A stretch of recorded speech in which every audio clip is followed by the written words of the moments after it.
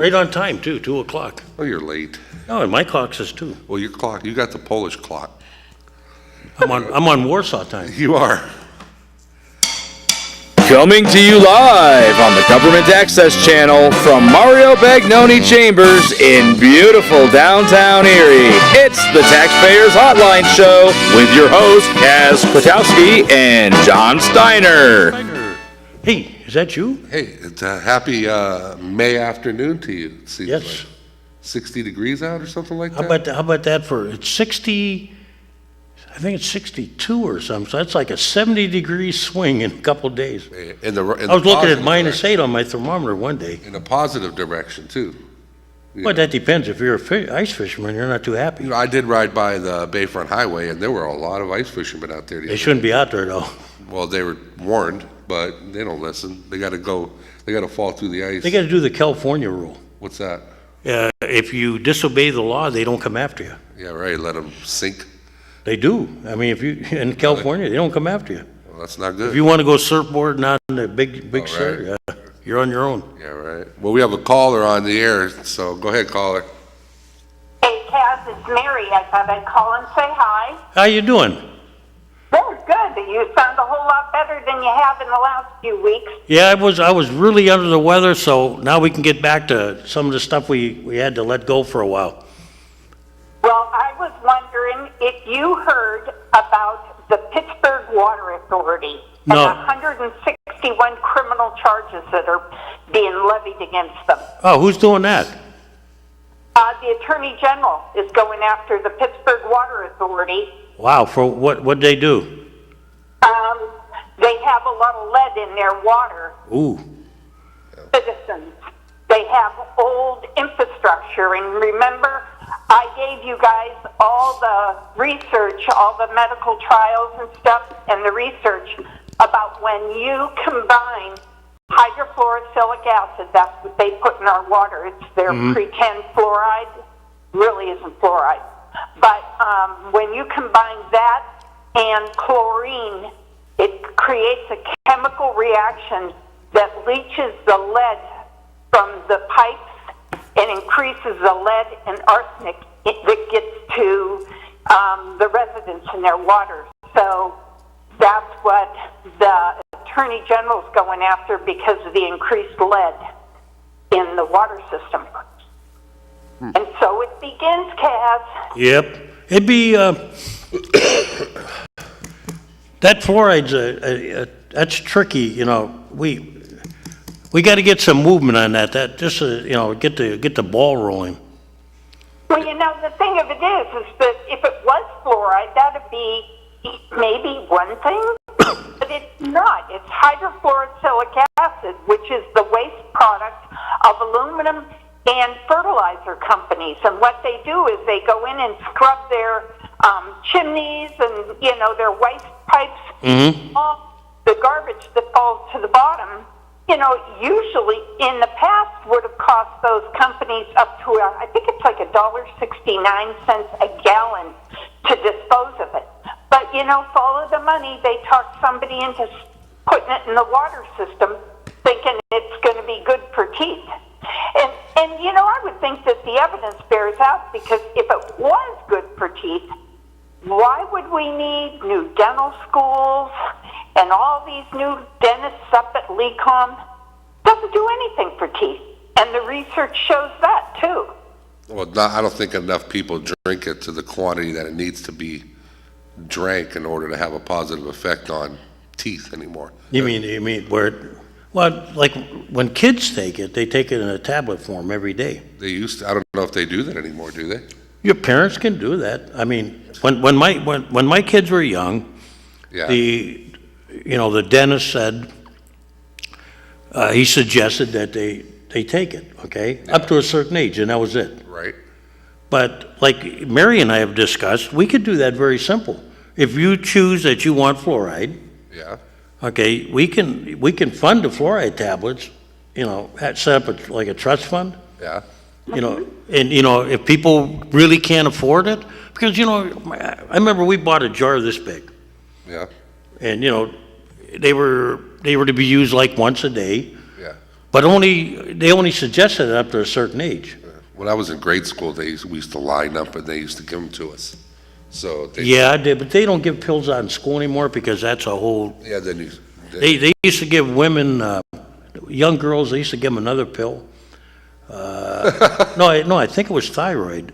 Do you remember, Mary? I don't remember. When I was real young, the girls that the parents allowed them, there was something that, in their genetic makeup that, it might have been thyroid. It might have been thyroid. I know. Am I right in saying goiter pills or something? Or? And when you think about it, what that hydrofluorosilicic acid does to women and their thyroid. Mm-hmm. And on top of that, it causes ADD, ADHD, Alzheimer's, dementia. Joe Schember is really putting things in motion here to make Erie a world-class city. But you know what the truth is going to be is Erie might have the basics of a world-class city, but we're going to have a lot of neurologically damaged people in the city. Well, yeah, they've already proved that, there's a lot of other chemicals in the air up here too. Absolutely. And yeah, I just don't like, I like choices. If you choose to have your kids have, fluoride, just like when I was a kid, and you were talking about, John, years ago, the nurses would administer pills, but yeah. I don't remember what they were called. I'm guessing because I was a young boy. I wasn't Right. thinking about anything like that. But if they administered some, your parents were told. Yeah. But now when we just stick it in the water, outside of chlorine, which you need to, cleanse the water to keep it, there are certain things. But when you keep adding more stuff, that gets dangerous. Yeah. Well, and the thing of it is there's no way to control the dose. No way at all. Because, excuse me, you go out into restaurants and you eat restaurant food and they use fluoridated water. If you don't buy your own bottled water or filter your water at home, you're getting fluoridated water. You step in the shower and what goes on goes in. Then you get toothpaste. And your toothpaste too, a lot of people. And the thing is too about if you ever look at how much toothpaste you should be using, just a small pea-size toothpaste to get that dose of fluoride.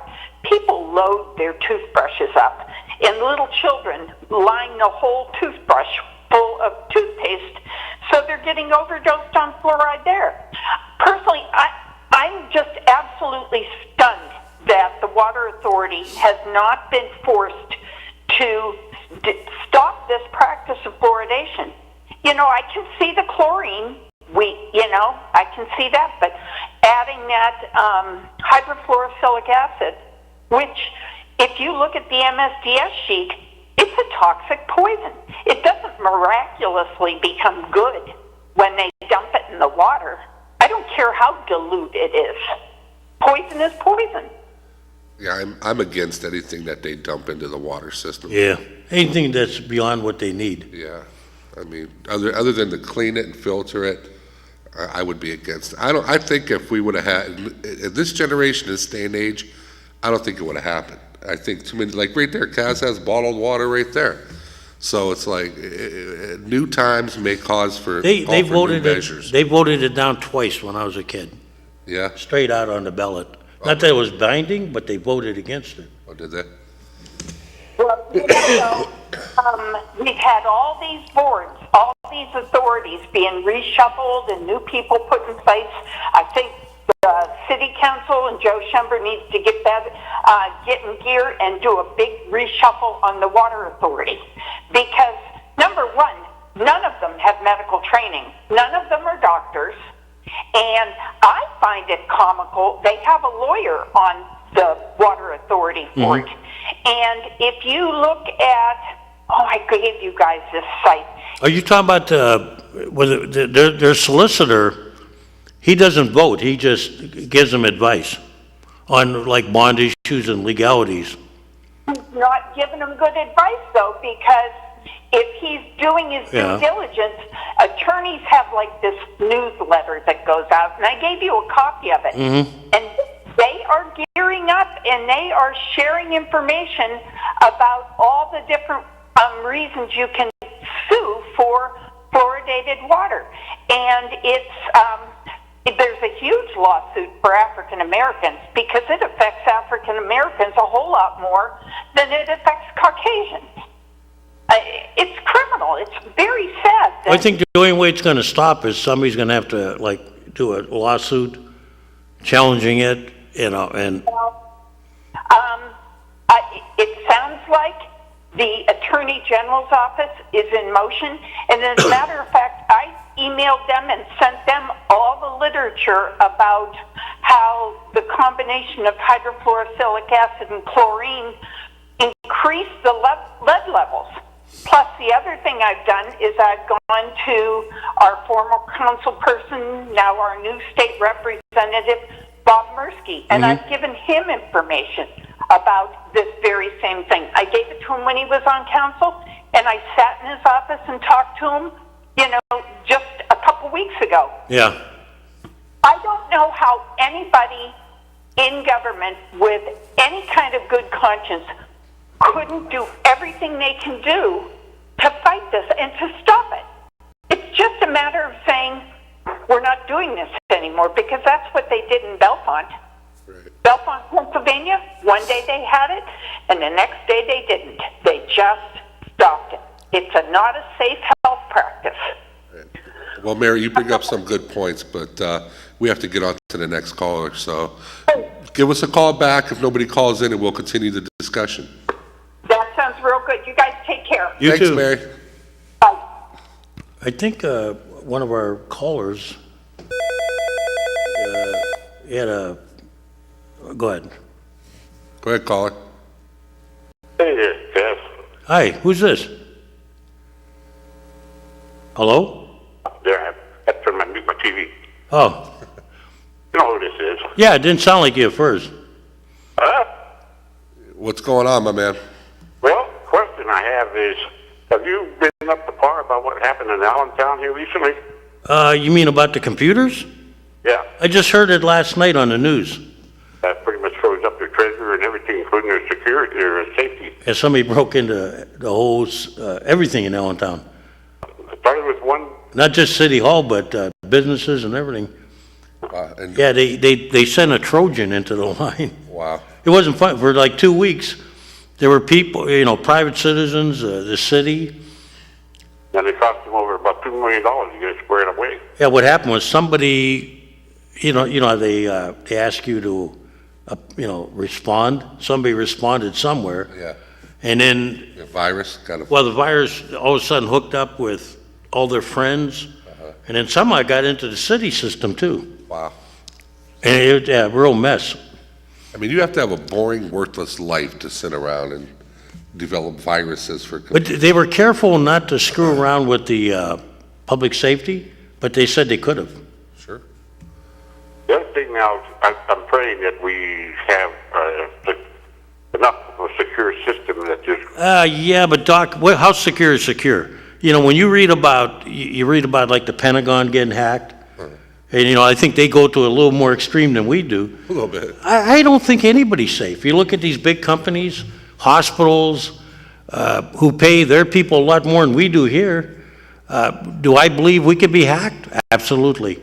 I don't think there's any system in the world that can't be hacked. You're finding out, well, look at the trouble with the election. That's part of the thing, is they're saying that a foreign country tapped into, whether that's true or not. Yeah. You know, you got to believe that there are smart people that got, like John said, they got nothing to do all day, that can hack systems. And you read about it all the time. The government gets hacked. How do you feel? You think it's safe? Is there a way that maybe you could require the employees of the city, Yeah. regardless of whatever department they might be in, not to somehow tie their computer system with the city's? They're not supposed to. They're not supposed to. Like my personal, well, they're not supposed to. And you're really not supposed to. where this stuff happens, is when people conduct personal business on company computers. You gotta be careful about that. Now, when I was controller, I'll tell you this, and I used to turn them in all the time, I would get people phishing, and the accounts would look almost real.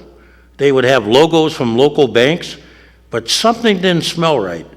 And I would call the banks and I say, did you send me some? Because a bank will usually never send you anything asking for something they already know.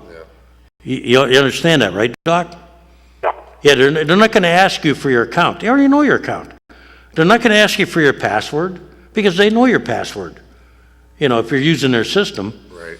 And so, when we used to send this stuff out, the banks would say, thanks for calling. But there were constantly people out there phishing, which is why when you go on, you got to make sure you're on the official site, that you're not on some other site. And that becomes tough, And yes, you tell people not to do things, but human nature being that way, somebody's going to open up a piece of mail. It's understandable if they were doing it in the course of city business, and then you try to close that loophole. Some people do it on personal business. That's where you have a bigger problem. But They don't have a... But I mean, anywhere in the world where you got, there are people that are getting smart phishing now, trying to get you to open up mail, acting like they're official, legitimate, and then you go in there and they go, all of a sudden now they got your address book, and that's why I don't use Facebook. People have been hit on there. The other question I'm going to ask you is, I've heard lately that Mr. Hand has purchased a piece of property, and if I heard correctly, it's over on the east side here. It used to be the old Empire Auto Parts and stuff, I guess. Mm-hmm. I don't know what he plans on doing with that, but I'm quite questioning that. I know the city is putting a lot of emphasis on the downtown development. Well, no, the city isn't. It's EDDC. They are and they aren't, but a lot of it has to do with the EDDC and the Downtown Improvement District, which are set up to take care of downtown. Now, you have some people with a vested interest, and it's not hard to figure them out. Yep. It's Erie Insurance, Gannon, Hammett, and Marquette, Gannon, They're all looking at how do they improve their area. They're taking care of their area. The city now, because we got the downtown taken care of, they need to focus on other parts of the city, which, will come. But when you see the downtown, what you're seeing is, you're seeing business people who put their own money into an account are buying up property and going about fixing it. Right, well, we need to get the downtown to a point where more people come to visit the downtown. And it's going to be an uphill struggle because of how things have changed downtown. Yeah, they're trying to change that image because that's where they work and play, and where they hope they're going to have some of their people living. But, the city's mission is going to be to go, and that's why we work with the Sisters of St. Joseph, BEST, other groups out there that are, out there, the Redevelopment Authority.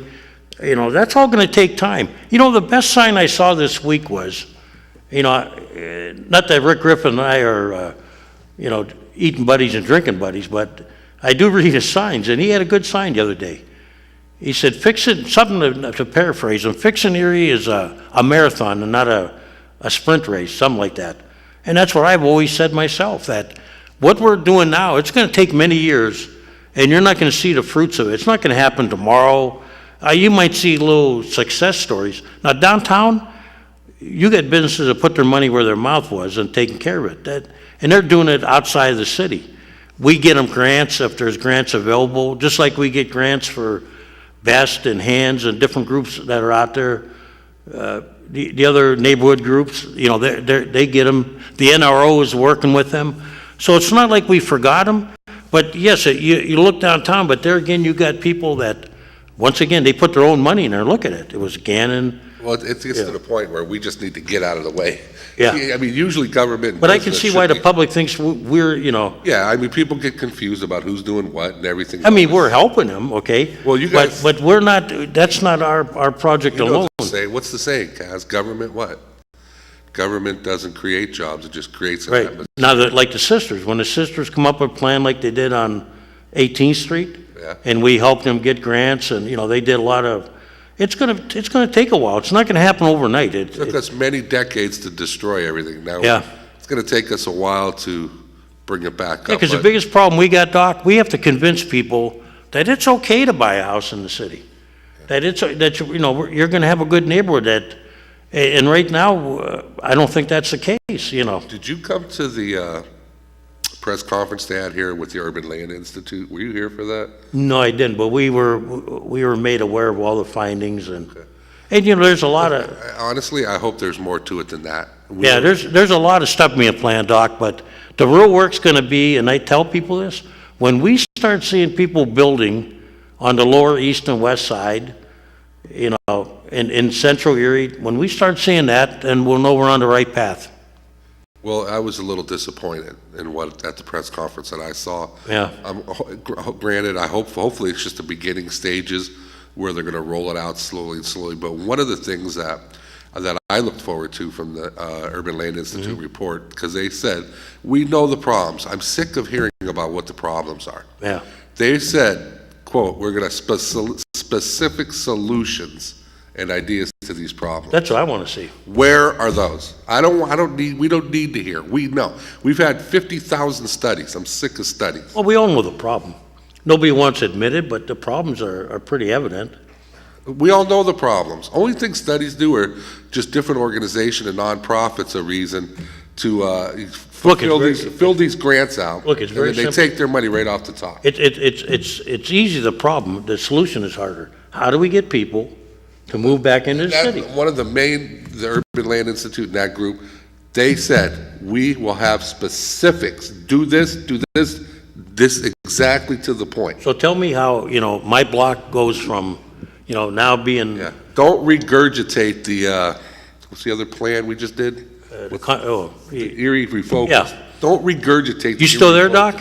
Yeah, I'm still there. Yeah, you look at my neighborhood. My neighborhood's turning into rentals slowly, okay? That's not what we want to see. We want to see single-family housing coming back, and then when you have single-family housing coming back, all of a sudden business says, you know what?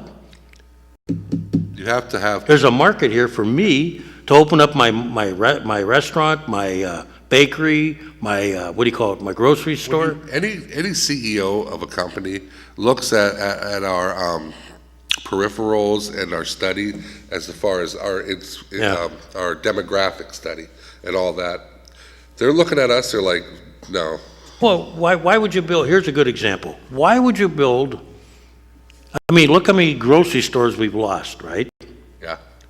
And I just use them for an example. But you don't see a lot of restaurants, you don't, because why? They figure, You don't see them in the city. no, don't see because them nowhere. they figure that people like me that live in a certain part of the city Yeah. will travel. Right. And the other ones are gonna be subjected to, and I don't say this in a negative way, you know, the fast food places will pick it up. Yeah. But, you know, once again, where's the grocery stores? I mean, And they don't come because the grocery stores figure, you know, where can I put it, you know? I mean, as it is right now, downtown Erie, we don't have affluent people with disposable income. No, we don't, you know what? But here's the thing, when they say this is the poorest zip code, Yeah. should that surprise you? No, it doesn't surprise me at all. First of all, you got all your, A lot of Section 8. right, I'm not saying it's bad. It's not, I'm not But- saying but it's that's a the bad thing. reality. It's financial reality. And you got college kids, where we okay? have where we're at. So now what would happen if all of a sudden, we flipped a couple buildings, Yeah. or all of a sudden we had people, like, you know, they're talking about putting apartments at market rate downtown? Yeah. What would happen to 16501 all of a sudden? Yeah, it would start to, I mean, I hope that the zip code increases in its prosperity, for one thing. Well, you know, it will, you know, years ago when downtown died, we put all of our social agencies and everything else downtown, People that used to live downtown don't live downtown. So why would it come as a surprise that when you got people with very low income, that would be a low zip code? I mean, if You know. any successful city, their downtown inner core is not Section 8 housing, homeless people, that type of, that you weave that kind of stuff into it, but ours has gotten to the point. Well, it needs to be spread around the whole community. Right, but somehow everything is in Erie is just jammed into this downtown Because area. everybody wants to live the good life and Yeah, I mean, and that's not fair to the people that are poor and stuff. yeah, They should be allowed to live in a group home anywhere, right. So, I mean, I'm not saying that or apartments, you can't have, you have to have people in your because you won't get grocery stores, you won't get restaurants. You're not going to get, because the Downtown Improvement District did a study. They need, drugstores, like you said, grocery stores, those type of things to maintain the downtown. But you don't see that no more. You're not going to see that because the demographic study shows family dollar wages. It was like when kids didn't have cars in college as much. We had 2 grocery stores downtown. Yeah. I'm gonna want to get off the phone with you, but anyway, one of the things I was going to ask, I know you meet with the mayor, and she's always stressing the idea of diversity. Yeah. Big thing to have. However, have you been up here on Upper Parade Street, say 26th to 29th, 28th Street? Yeah, I drive by every day. I know you do, but have you visited any of those places that opened up there? They're more, I guess, emphatic towards the latest immigrants, okay? Mm-hmm. Been in a couple of them, and I know one of them I got chased out of. Chased out? But he didn't want to deal with America. Oh, really? What? But that was about it. I'm not happy about that. I know the one. Anybody ever went into The one car guy up there is a very nice guy. I'm not allowed to, I don't want to give his name, but, people have been dealing with him. He's a very good guy. But I didn't know that was happening. Oh, it happened to me just the one time, and I don't know whether because maybe of the way I came in with my white cane, I don't know. But the thing is that if we're going to go diversity, I'd like to see maybe the mayor getting some people aware of what these businesses are available to do. What kind of. I haven't been up there, but I've hit a couple of the restaurants, like downtown. I made it a point to introduce myself to a couple of these Mideast ones that just opened up, and I've eaten at a couple. I made it a point there. I haven't been on the ones on Parade Street, but then I don't have anything, any reason. Maybe I just should go in there. I don't have any reason to do any business, but maybe I should. Well, see, I'm thinking that the mayor, he does a lot of things for downtown Erie with Erie, tonight, Yeah, a nice restaurant there would be nice, if we. Like we do for over on West 18th Street. Let's do something on, say, East 26th or something in that area too.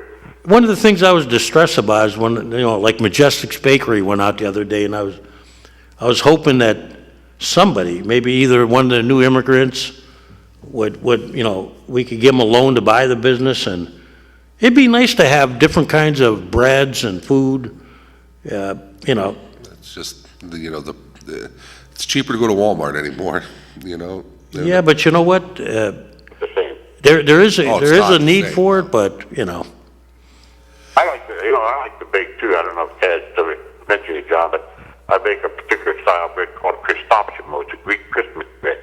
It takes 5 hours to make one loaf. You got to beat it down, let it rise, beat it down, let it rise. Sometimes I'll bake 2 loaves yeah. during that time period. But it comes out extremely delicious, and I usually don't get too much of it because people want it left and right off of my loaf. Right. Anyway, I just thought maybe mayor should look at maybe including activating some kind of an interest in these subsidiaries, like up here at like West 18th Street. Besides the Sisters of St. Joseph doing the thing, maybe the mayor can Hey, you know what? celebrating the festivities there. I'll have to talk to you privately. You can tell me which one you're at, and I'll go up there and take a look at it. Okay?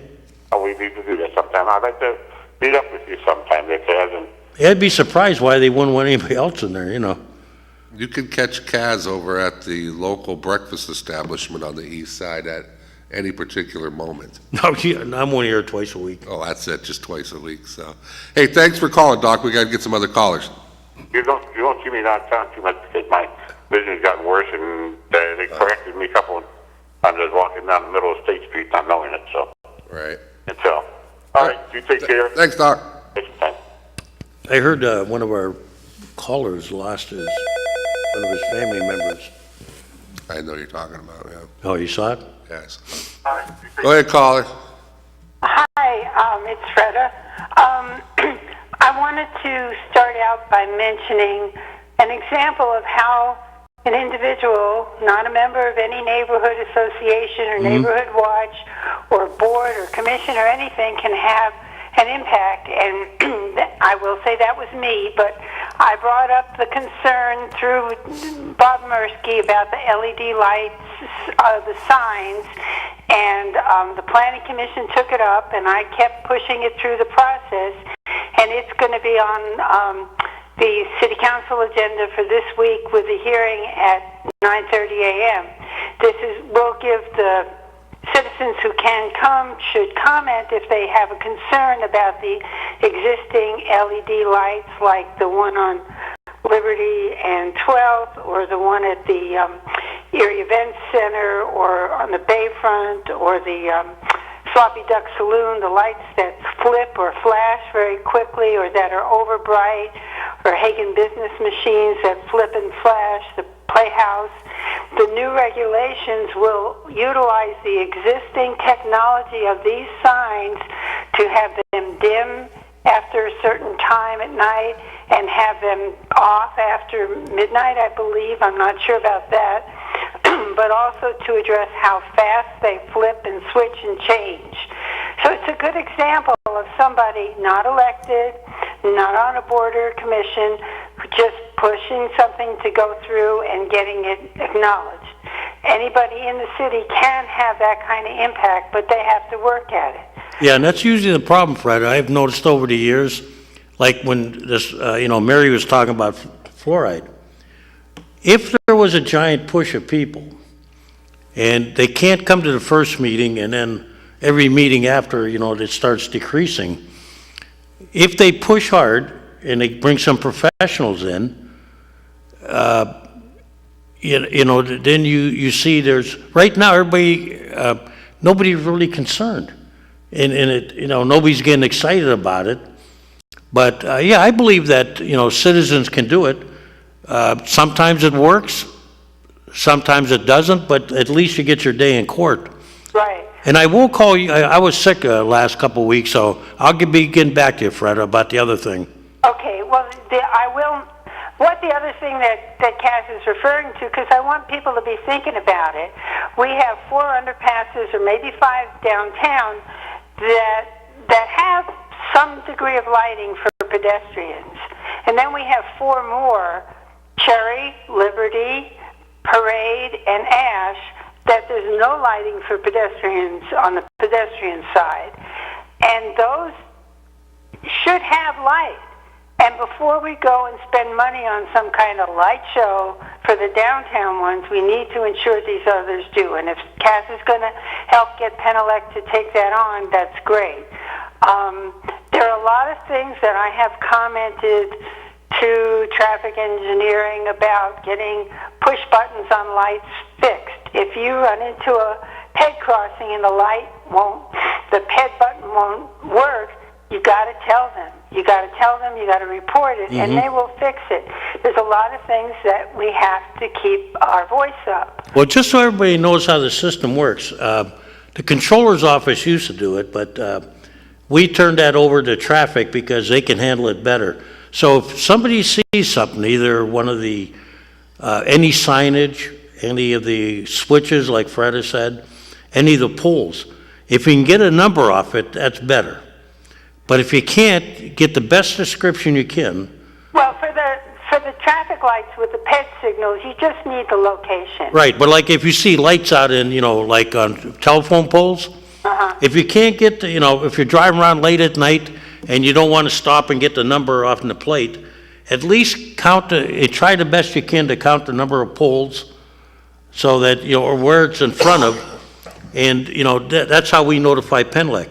Now, the crux we used to have is if they didn't fix them, the controller's office can not pay the bill. You know, they can take some of the money off it. So there is but I agree, you know, one thing that disturbed me the other day, I don't know if you saw it, Fred, I was looking at some of these switches, right? There was one at 38th and Burton, let's say, When you mean switches, you mean, for the lights. they're called call buttons. Yeah, you could, Pedestrian call buttons, and you couldn't get to it because they were plowed in. right? And I'm going, you know, we're going to have to, this last snowstorm taught me something, that we got private people blocking sidewalks, blocking, you know, intersections. We got to do something about it. It's, you know, it's not fair to the people that walk in the street, the kids. No, it's one of the things that goes on is that people plow their parking lots and they, Hey, look, I get mine plowed. You know where my snow goes, Freda? At the end of my driveway. right, You know, on my yard, not on the other neighbors. right. Well, so my driveway guy sometimes does block a piece of the sidewalk and I either clear it out or I go across the lawn and let the lawn be part of the sidewalk. Well, you do more than a lot of people, because, Well, I missed this last storm because I was under the weather. yeah. But one of the issues with the way our streets are set up with what I grew up calling a parking strip, I think you guys call it a street lawn. Yeah. The area between the sidewalk and the street. Yeah, we call it the city right-of-way, but go ahead. All right. If it's not wide enough, there's nowhere for the snow to go, and it just ends up covering the sidewalk. Well, the problem we had, Freda, was years ago, I can show you one property guy used to, if you go along East 12th Street, not too far from where McBride was, there's houses that are literally almost, you know what I'm talking about, John? I know about that area. Almost literally on top of the street. There's no right of way.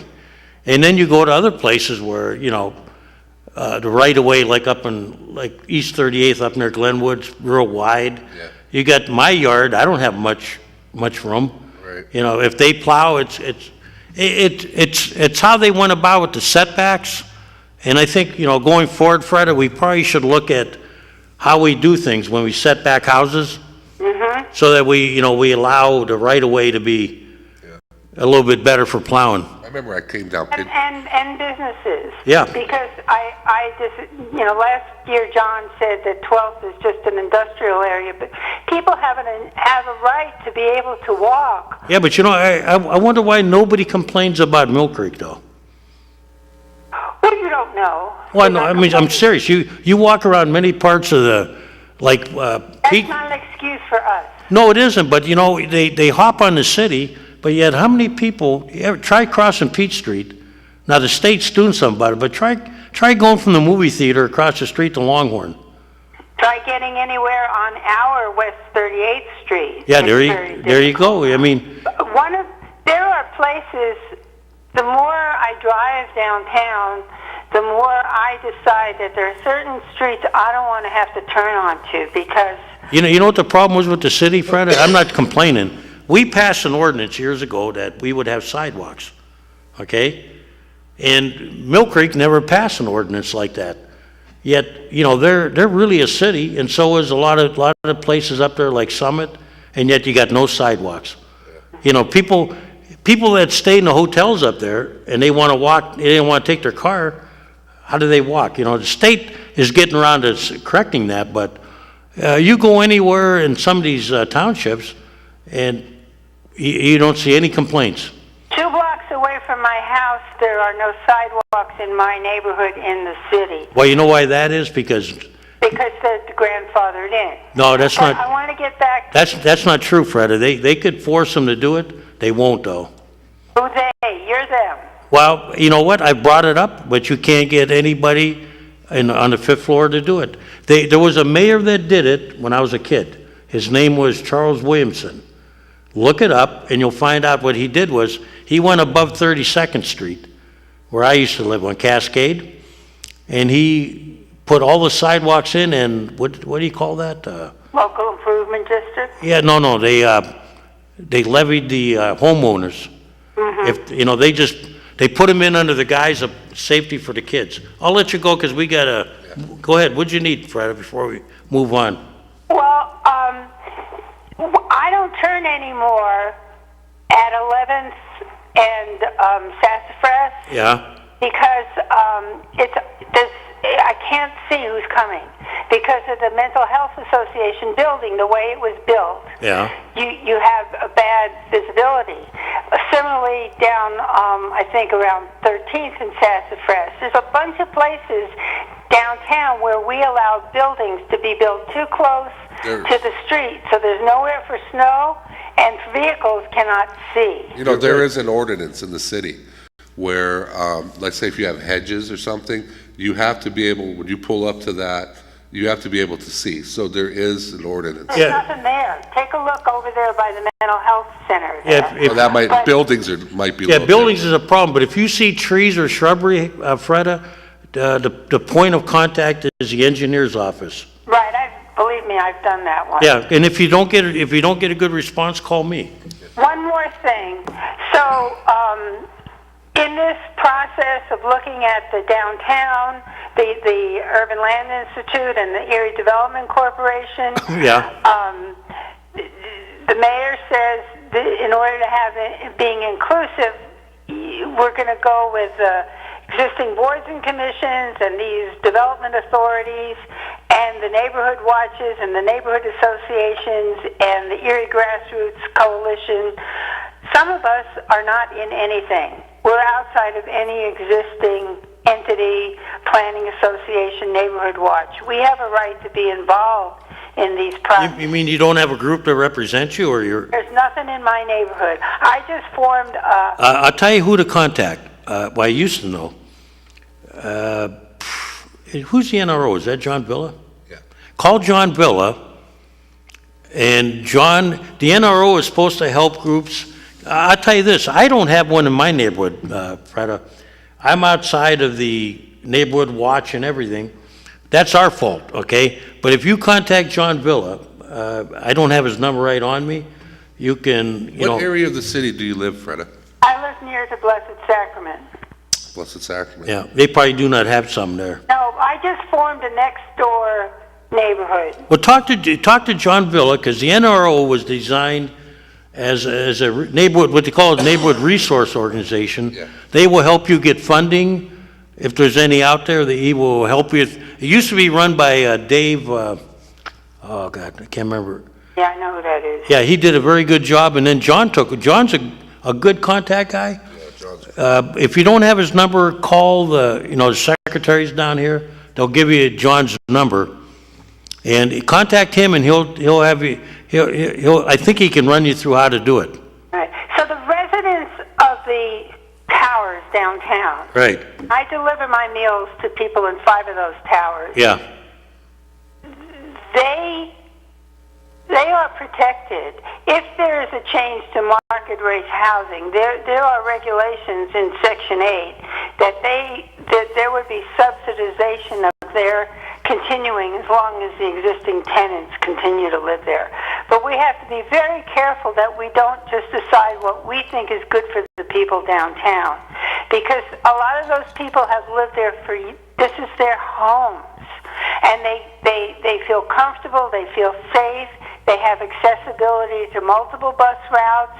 This is their home. It's not something we should just kind of say we're going to make a decision about what's better for them. That's not our place to do. Mm-hmm. We have to include those people living downtown, not just run over them. Yep.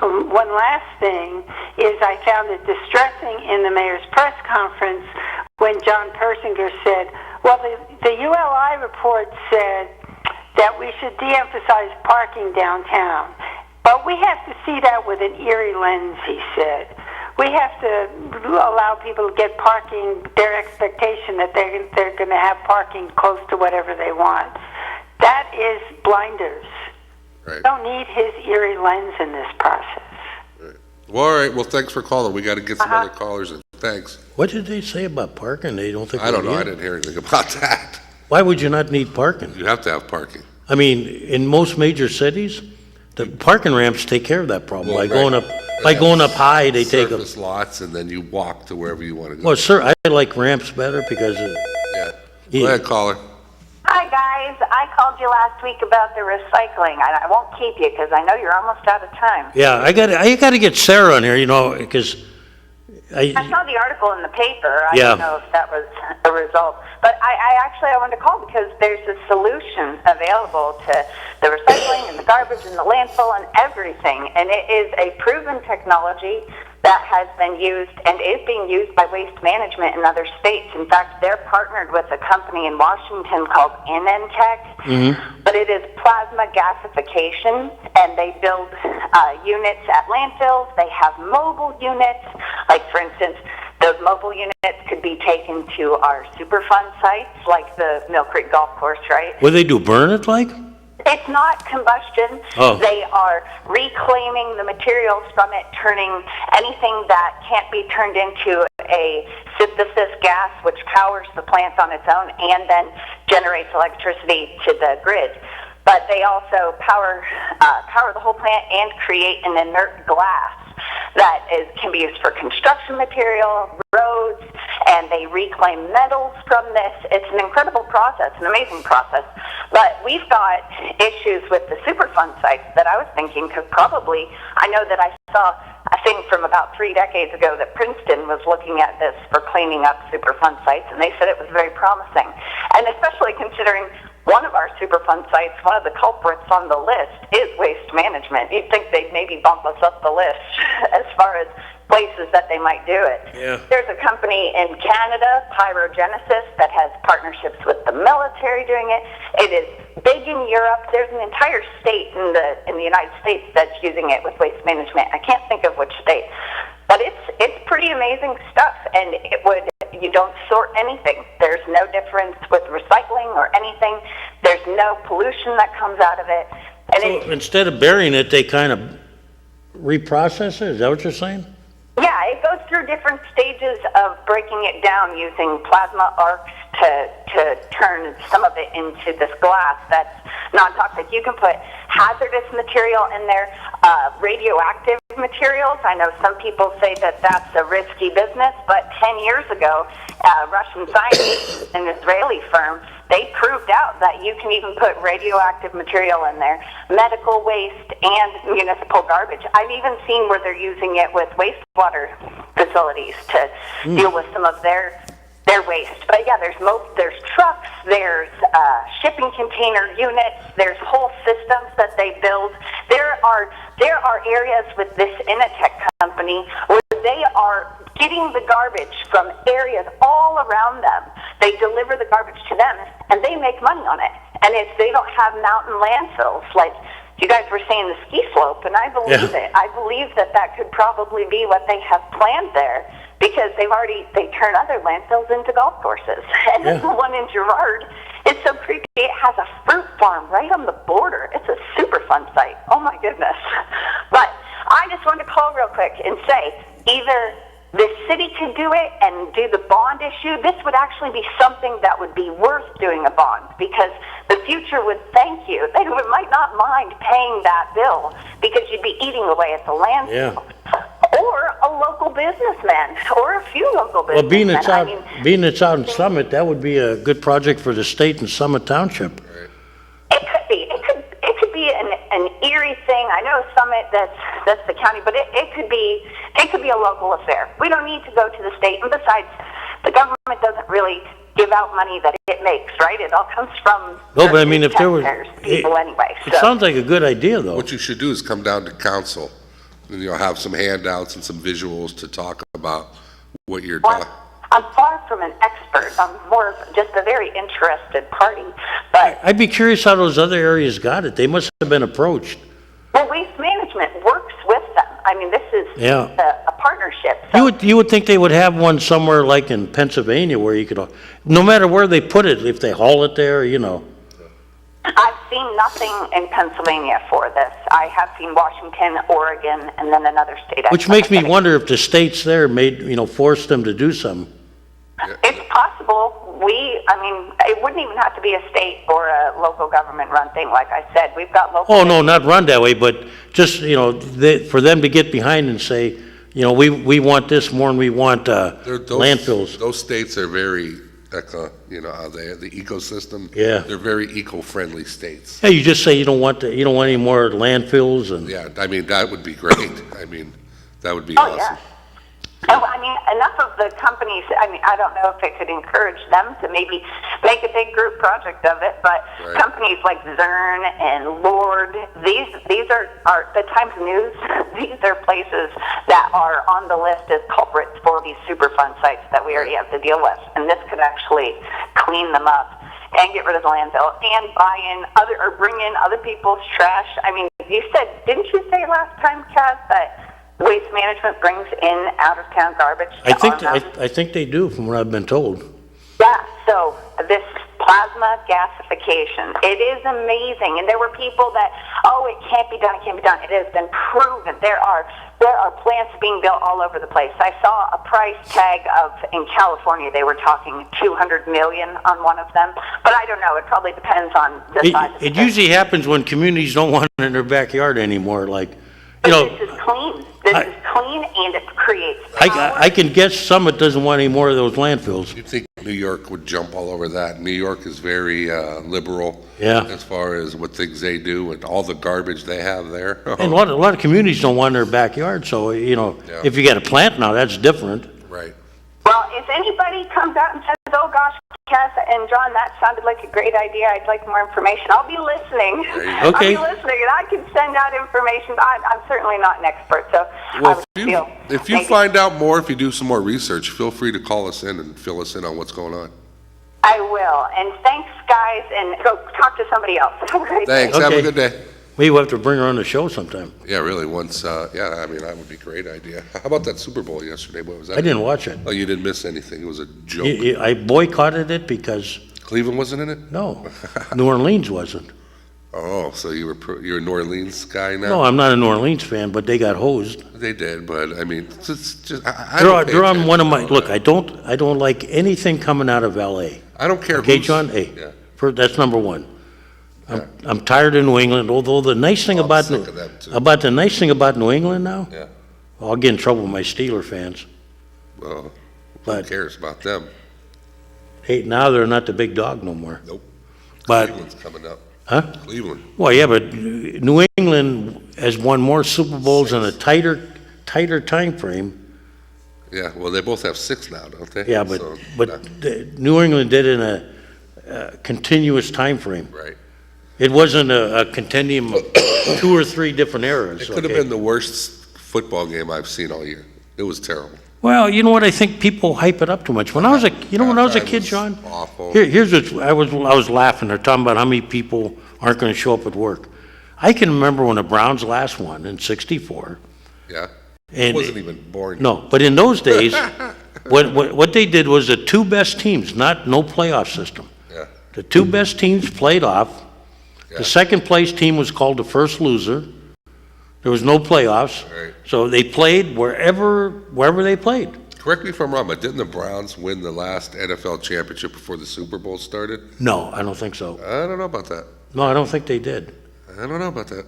I'm pretty sure they did. 64 the Browns won, and the Super Bowl started when?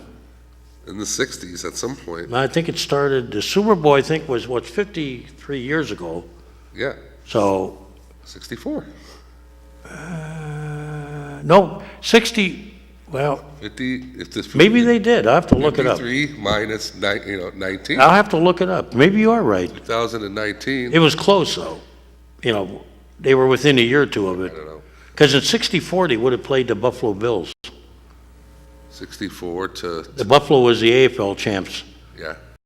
I'm But, pretty sure. but the whole thing is, I'm laughing. People don't show up for work. Everybody used to watch the game. It wasn't a big deal. The halftime, We didn't fight over the halftime show. They got these rappers on there swearing so much, you had to black it out. We did during halftime? We ridiculous. went in the room and got some Got snacks. Some beverages? Yeah. Go ahead, caller. First Super Bowl, 1966. So it was, the Browns were not the last one. That's it. Well, 65 would have been the last non-winner then. Let me Google this while you guys talk. 66 it was, right, sir? Are you there yet? Oop, you must have hung up. 66, so who would that have been? Let's see here. Green Bay, probably. I tell you, that whole Super was awful. I mean, it was just Well, they're worried about the halftime show, the lead up to it. You know what I watched the game for? What's that? The football game. That's it. That's what I watch it too. I don't, the whole. But deal, they don't play in the snow no more. Like, I remember some of the greatest games were played in bad weather. 66 NFL championship game. Yeah. Who was it here? And you would have had an AFL championship game too. It says Green Bay. Probably. It looks like Dallas, but that's not the Ice Bowl, is it? It could have been. The Browns, I remember they after they won, they played Green Bay another year, but they lost. They lost up there. It was a cold game too. The one guy with the Browns almost lost his fingers. It was so cold. Imagine them playing a game today, John, a championship game, like they used to in the bad weather. Yeah, They won't do it no more. No, they won't. It's too commercial now, and they don't. That's what I mean. It's all a lot of hubbub. So why do you be surprised if the game turns out to be a dud?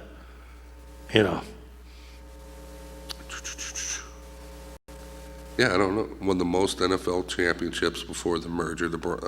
Who's that?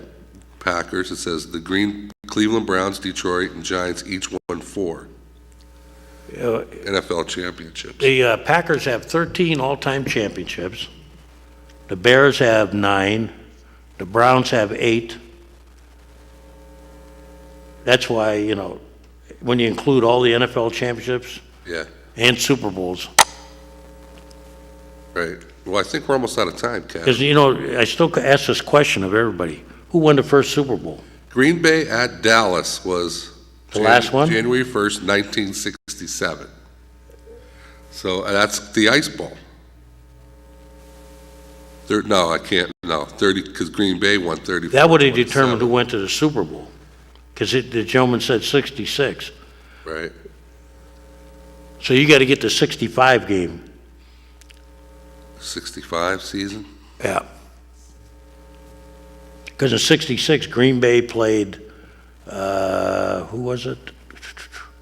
Lambeau Field in Green Bay. Who'd they play the first one? Was it Oakland? Cleveland in Green Bay. No, I'm saying the first Super Bowl was, 1965 championship game. Cleveland and Green Bay. and Cleveland lost. Hold on. I think Cleveland actually won. No, No, in 64 they won. 65 they lost. 65 NFL It was an Ice Bowl game. Go ahead, caller. Can't keep calling back, you guys, but the first Super Bowl was Green Bay against Kansas City Chiefs. There you go. Oh, we knew that. We Yeah. knew that. We're trying the game before that, because before it was a Super Bowl. I think it was Cleveland and Green Bay, and Cleveland lost that I game. think Cleveland won. Yeah. No, they won in 64. 65, I think they lost. Yeah, Green Bay won in 65. Yeah, it was a cold game. I remember the one lineman for Cleveland, Johnson, he almost lost his fingers. And that's when they had Bart Starr, Horn- Taylor, Paul Harney. Yeah, and Gary Knaffel and Ron Kramer. Green Bay did win. Oh, yeah. 23-12. Yeah, here's a question, though, sir. You can ask your friends this, and you'd be right. Who won the first Super Bowl? Green Bay. No. Won the first 2. Well, it wasn't called it. So it didn't become the Super Bowl till number 3. What was it? It was the World Championship. Oh, is that right? I didn't know that. Yeah, what I do to my Pittsburgh fans when they talk about how, the difference between a Super Bowl and the NFL championship, and I said they're all the same, they're world championships. Because the first 2, they were called the World Championship, and then a writer, when the third one was when Namath beat Right. Colts. the Colts, then all of a sudden it was a super game, and Yeah. the name stud. But yeah, you can look that up sometime, and technically the first Super Bowl that was called that, The first one. Yeah, it was number 3, and then they went back and they made Super Bowl 1 and 2, but it's all semantics. I mean, you know what? You can't detract from the players in the 50s and 60s because we didn't have playoffs. You know, the 2 best teams played, and that was it. You know what the best Super Bowl was the last couple of weeks? What? The one they had where they have the soup cook-off up at the Shrine. Because that game yesterday was just boring. You sound like you're a good football fan, sir. He knows his stuff. You there, caller? Yeah. I got to meet that guy sometime because he sounds like he knows his. Yeah, he does. Cleveland did play, but they lost 23. I couldn't remember it was Kansas City first one. I'm trying to think it was Oakland or Kansas City. It was Kansas City, Green Bay beat Kansas. And the quarterback that was with Kansas City, Len Dawson, you know where they got him from? college. He couldn't make Cleveland.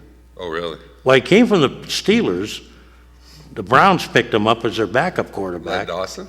Yeah, he was backup quarterback to was it Milt Plum or Frank Ryan? Right. He couldn't make it. Yeah. And then when the AFL formed, he went over there. I think they beat Green Bay beat Kansas City. Then they beat Oakland in the second one, didn't they? They might have, but it was just I don't Yeah. probably remember. Yeah.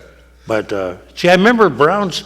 They won in '64. They went back in '65, and then they lost because it was a cold game. Green Bay was good. I mean, You know, yesterday's game, it was just bad. And halftime, it was just bad. I think sometimes we ought to go back to what it's all about. You know, they get these. It's a football game. They had this group, Maroon 5, they got good songs, but boring. And then they get these young rappers that come on there. And they're swearing so much. I know. I don't. You know. I that they have to, mute it. You know how they have somebody on the mute? I stopped going to a lot of pro games locally. Yeah. Because they got my wife finds it hard to sit there when they're pounding the music. You don't need it up that high. I mean, Well, everything I don't even want to hear nowadays- Led Zeppelin that high. And hey, John, I'm a Led Zeppelin and Doors fan. I don't want to hear it Yeah, I that don't loud. even want to hear that either. Every sporting event, every commercial, it's targeted to the number one market, which is 18 to 49. Yeah. Those are the people with the most disposable income that will buy things. So the NFL, Major League Baseball, NBA, they all their marketing pertains to that 18 to 49 demographic. But you know, kids' interests are fading.